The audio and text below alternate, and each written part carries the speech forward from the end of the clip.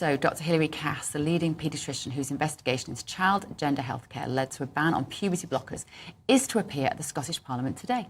So how will the Scottish National Party react, bearing in mind they've already been accused of placating the Greens by not adopting many of her recommendations? So joining us now is co-director for For Women Scotland, Susan Smith. Good morning, Susan. I can see you smiling there. Did we sum up how the SNP might be feeling about Hilary Cass? Well, actually, Hilary Cass has already appeared at the committee this morning. So it was actually quite a good session. There were some useful questions, and she was able to set the record straight on quite a lot of the myths that especially the Green Party have been trying to spread throughout Scotland. Obviously, the Greens are no longer part of the Butte House Agreement, so maybe with the change of leader, it'll give John Swinney an opportunity to row back. That's the sort of optimistic assessment. There are certainly people within the SNP who are not very happy about the direction of travel that was going on beforehand. But yeah, I think there will still be people who are going to be throwing the toys out of the pram at the prospect. Susan, let's just remind people watching and listening, Downing Street stepped in for the first time since devolution to veto Hollywood's gender recognition reform bill. That veto was upheld by Scotland's court. Just remind people exactly what the SNP government was trying to enable young people to do, often without the parental consent. So there's been a bit of a suite of bills that have been hugely problematic, but the GRR bill, which, as you say, was blocked by the Section 35 of the UK government, was to enable self-ID, so people to change their legal sex or gender simply by making a declaration and signing a form. And they wanted that to be for children as young as 16. And obviously, that has been pointed out as affirmative, this sort of affirmative action has been pointed out by Hilary Cass as being detrimental to young people because it often cements this idea that they have a gender identity.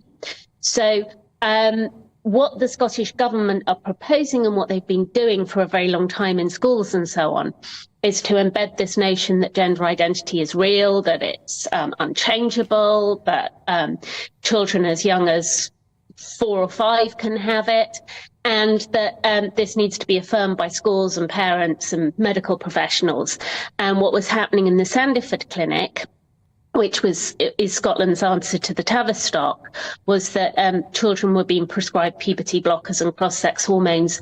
And initially, after the Cass report came out, the Scottish government did not move to end this practice as the UK government did, and it wasn't until more recently that they've stopped prescribing puberty blockers.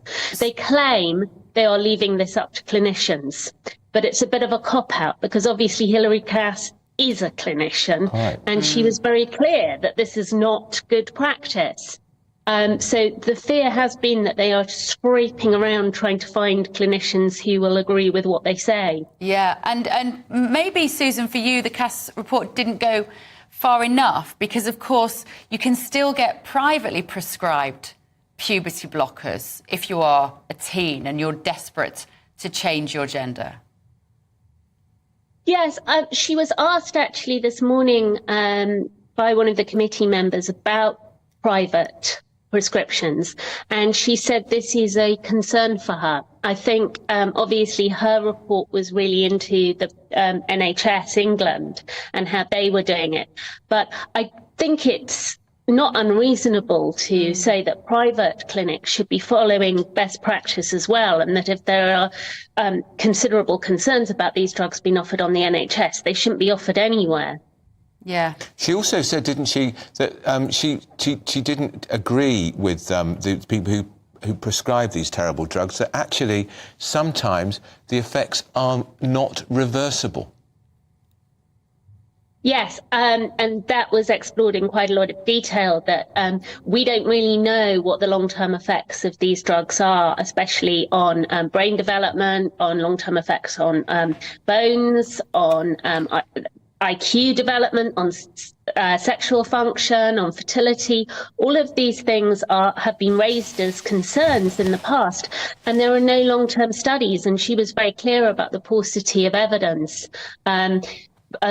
People considering this cohort in the long term, and the fact that we now have a very different cohort, of course, because what we've seen in recent years is this exponential rise in young women being referred to these clinics, whereas the initial when puberty blockers, etc., were introduced in the Netherlands, it was mainly young men. So there's been no studies to ascertain why this is happening and the effect of these drugs on these young people for the long term.